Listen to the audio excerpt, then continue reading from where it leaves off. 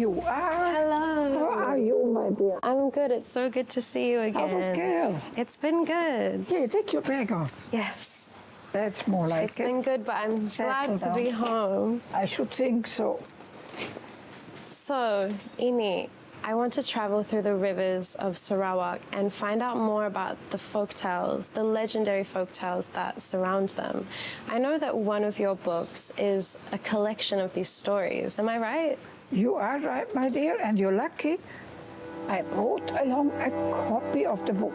Oh, great. There you are.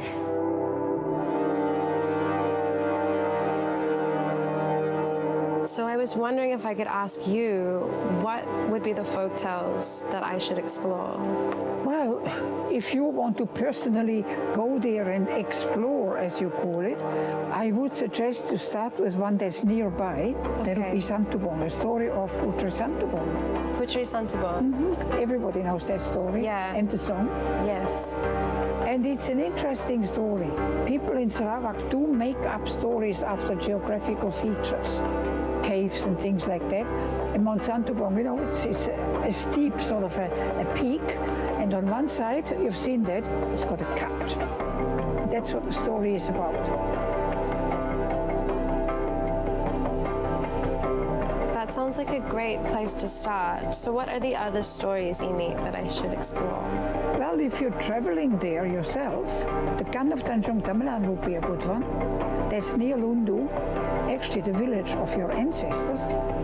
And those people long ago defended themselves from the headhunters by getting notice from a gunshot at Tanjung Tamalan. It's quite an exciting story. But if you're planning to travel a long way, and I mean a long way, by boat and then on foot, look for the monster elephant of Papakan River. It's a story of magic and mayhem and daring do, but it will be a long trip. You might enjoy it. Another one, in the delta area of the Rajang River, would be the Crocodile Princess. There are crocodiles everywhere in Sarawak, but that is a particularly good story with a magic and rather sinister twist in it. These stories all seem a little bit scary. Is there anything light, any light stories? Do you have a love story? You want something romantic, do you, my dear? Yes, I do. You could try Cindy and Kwang. That's a love story. Not love at first sight. Each of the two parties knew that they're going to marry someone they haven't seen yet. And when they do meet, they know the dream or the vision will be fulfilled. It's quite an interesting story. That sounds lovely. Yeah, and it also involves your ancestors. Since you know these stories like the back of your hand and the geography as well, why don't you just come with me on my adventure? My dear, I would like to, but I don't think I will. Oh, really? I'm getting a bit old to travel. Are you sure? I feel like nobody else knows the geography and the stories like you do. I can tell you someone who knows the geography of Sarawak also like the back of his hand, and that's our relative, Edward Menzel. Okay, that sounds great. How can I contact him? I can share you his contact.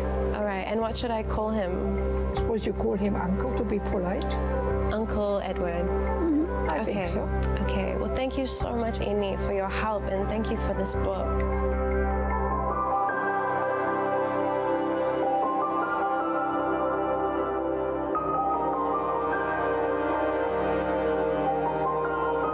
Well, my dear, that's all I can tell you. Thank you, Ini. Be good, have a nice trip.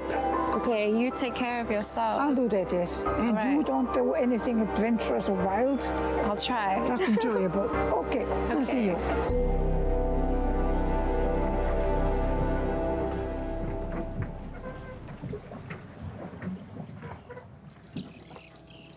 Uncle Edward.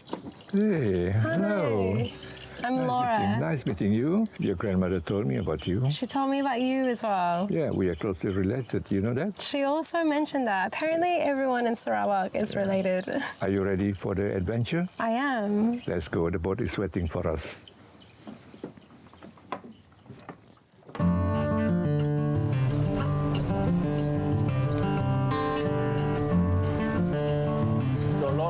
This Santubong River is very, very important river in the olden days, and Santubong used to be the first capital of Sarawak in 1599, and it was a big place here for barter trading, and Chinese Jiang used to come here to trade with the native. And this river also served as the focal point for the ship to enter Kuching, because there was no GPS, no proper map in those days, so I had to depend on this high mountain for them to get the bearing to So enter the here. ships were guided by a Guided mountain. by this mountain, rather than the main Sarawak River. Right, okay. Yeah, important. Uncle Ed, do you know anything about the folk tale Putri Santubong? Oh yeah. There are actually two versions of the story. The first version is involved two sisters. They were jealous of each other, and Putri, the elder one, Putri Santubong, the younger sister, Putri Sejinjang. But the second one is more complicated. It involves a man and also some crocodile being killed. It's a long story, but I prefer the first one, more simple. Well, I'm looking forward to seeing the mountain. How far away are we now? Very short distance away. If it doesn't rain, we'll be able to see the full view of the mountain.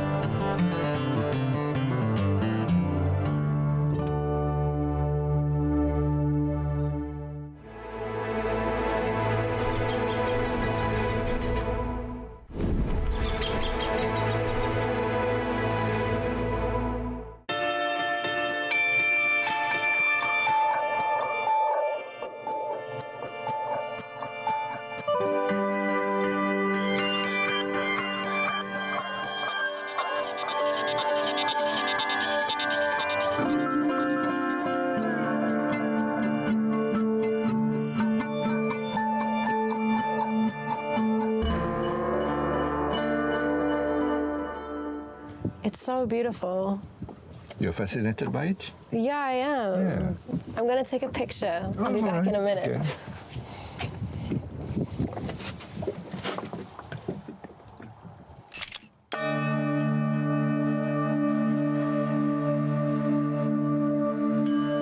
As I gazed at the twin peaks of Mount Santubong, I realized that the peaks were hidden in the mist and clouds. It looked like the clouds were kissing the mountains. I am mesmerized. I am transformed into the world of fantasy. I picture myself as the Putri Santubong with her sister, Putri Sejinjang.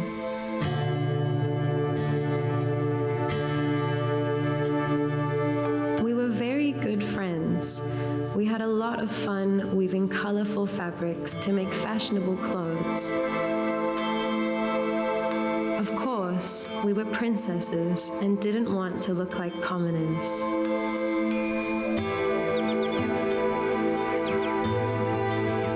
I have my little pool at the summit of the mountain. It tends to be nearly empty during the hot season, but it fills up with dewdrops in the early hours of the morning, and sometimes the rain will fill it up.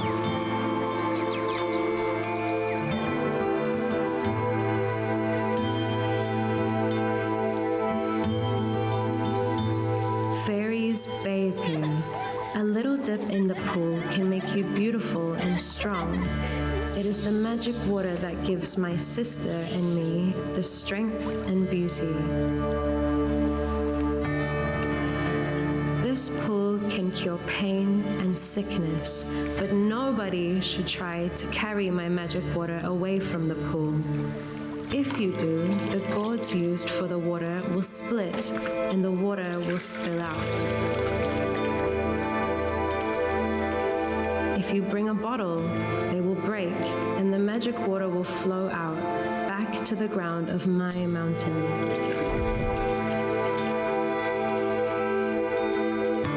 My magic water is only effective if used at the top of my mountain.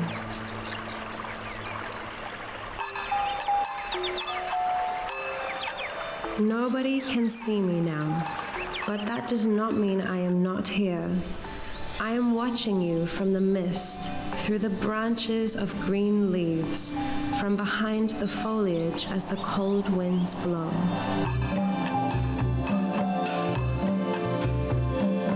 I was the expert weaver. I used to stay indoors most of the time, working on my loom, making all the colorful patterns on the fabric. I was the artist.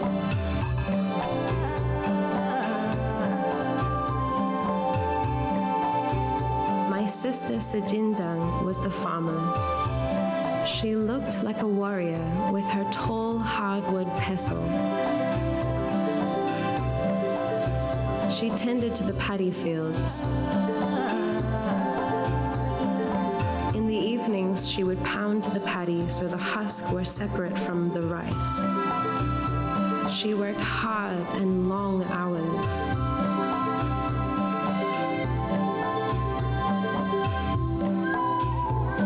After the husks were polished off, she would put the rice into a flat basket and toss it high so the wind could carry away the husk.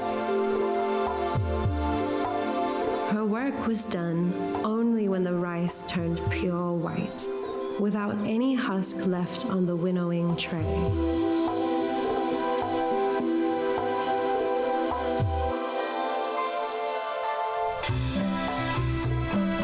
I used to start the kitchen fire when we would cook our meals together.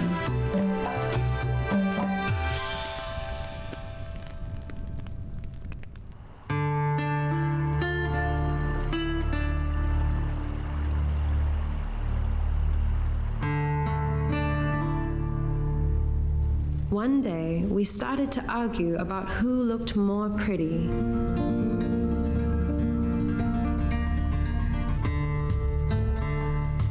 Sejinjang was darker than me because she worked the fields in the hot sun.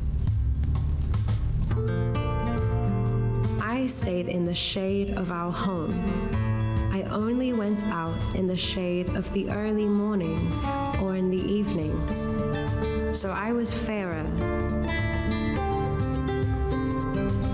I took care of my complexion. My fingernails were clean and polished. Sejinjang's fingernails were dirty and cracked. She was the rough, tough one. I was the dainty one. We argued about who was taller and who was shorter,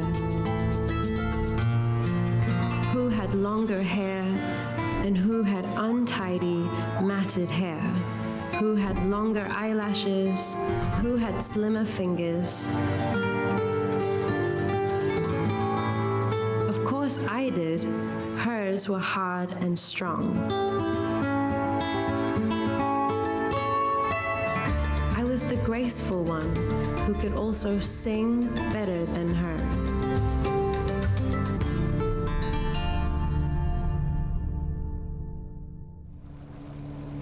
You have any sisters, Lauren?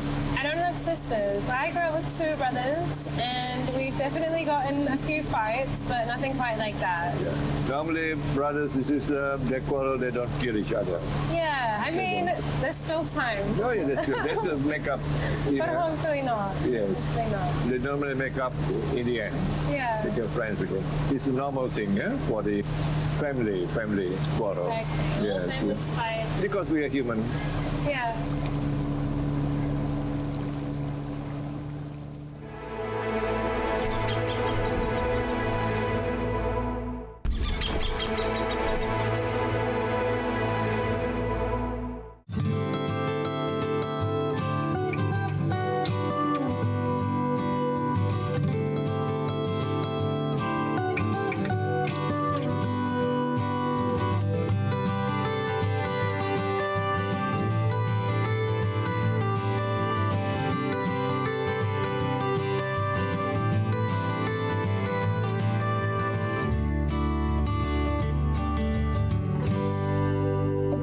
Do you know why it's shaped like that? Well, millions of years ago, according to geology, There was a basin here, and sand and clay washed from the main rivers of Asia. They accumulate in this area. The height of that sediment was way above the mountain. The mountain is about 800 meters high. Wow. It's higher than that mountain. Higher than that. Yes. And then we have intrusion of this magma, molten rocks, finding a weak spot in that pile of sediment, and it hardened the surrounding rock. And over a period of time, all the soft sediment were washed off by the torrential rain to form the floodplain of this area that you can see there. All this surrounding area, the flat surrounding area, these are the sediment from the mountain. Wow. That's why it was formed in that way. Well, it's an interesting theory. Yeah. The folktale says otherwise. Right. Oh, yes. We like to hear about that soon, huh? Right.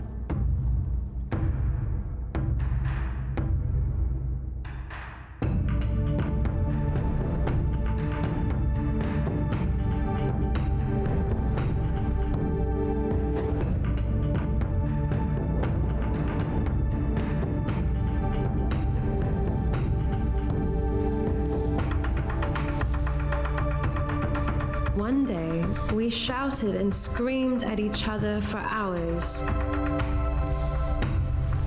I was furious at my sister. She called me a spoiled brat. Tears of anger were rolling down my cheeks.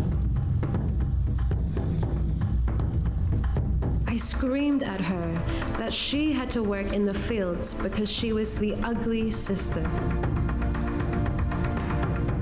Sejinjang flew into a rage. She picked up her hardwood pestle with her strong hands and raised it up high. Then, with an angry growl, brought it down on my head.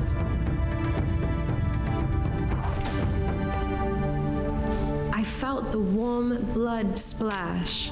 There was a cracking sound. I couldn't see clearly.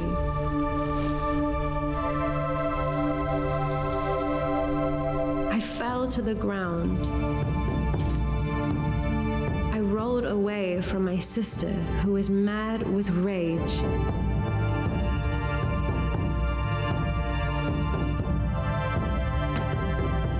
Suddenly, I knocked the table, and my loom came crashing down next to me.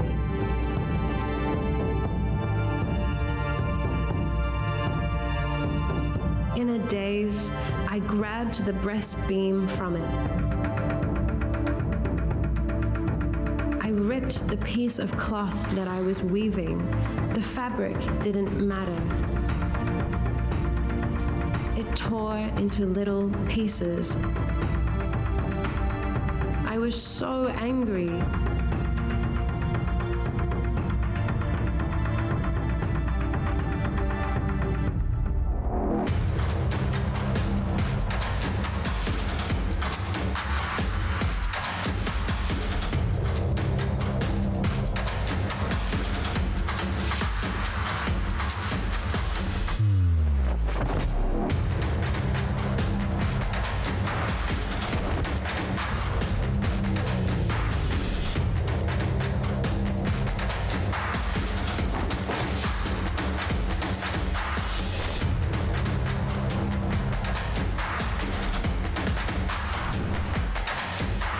I hit back at my sister's head with all the might I had.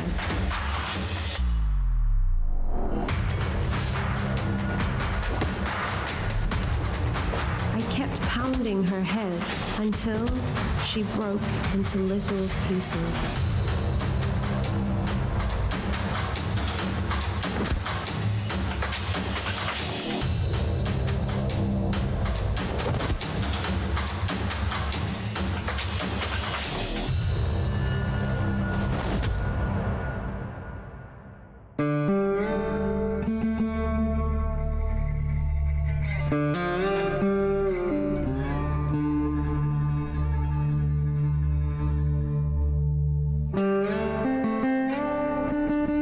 Santubong, you know, it's a steep sort of a peak, and on one side, you've seen that, it's got a cut.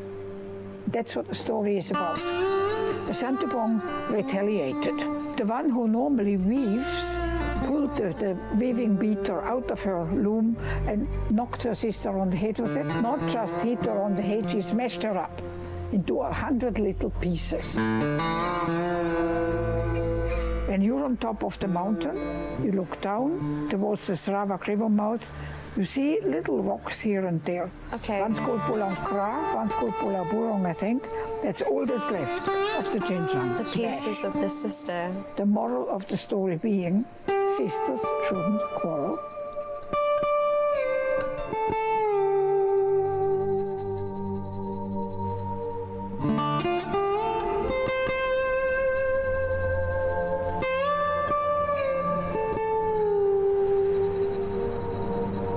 The wind took the pieces all the way to the wide river mouth, where it merged into the sea.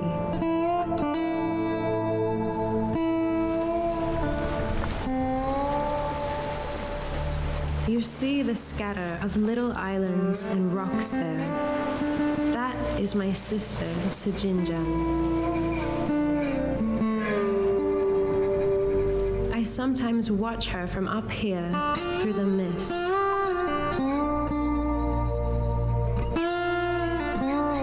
My tears drop on the leaves. People mistake them for dewdrops.